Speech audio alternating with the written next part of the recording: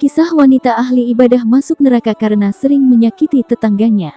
Selain hubungan kita dengan Allah harus dijaga dengan baik melalui ibadah, zikir dan amal soleh, kita juga harus menjaga hubungan baik terhadap sesama manusia dengan berbuat baik kepada mereka, tidak menyakiti baik dengan perkataan maupun perbuatan, tidak memfitnah dan lainnya.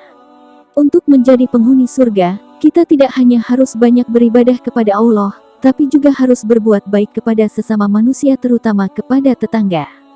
Disebutkan dalam sebuah hadis riwayat Imam Bukhari dalam kitab Adabul Mufrad, bahwa suatu ketika ada seorang sahabat yang menyampaikan kepada Nabi tentang seorang wanita yang ahli ibadah tapi suka menyakiti tetangganya.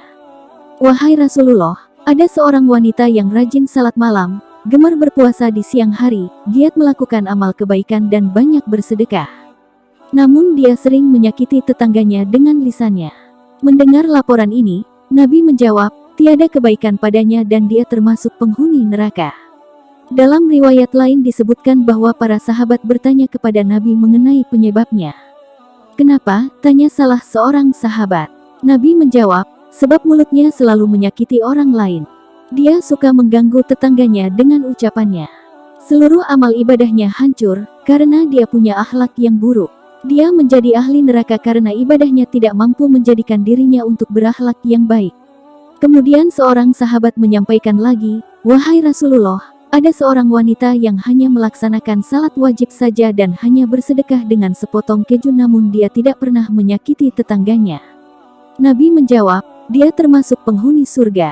Berdasarkan kisah singkat ini, dapat kita ketahui bahwa syarat utama untuk menjadi penghuni bukan hanya banyak beribadah kepada Allah, tapi juga harus berbuat kepada sesama manusia terutama terhadap orang-orang terdekat di sekitar kita seperti keluarga, tetangga, teman dan lainnya.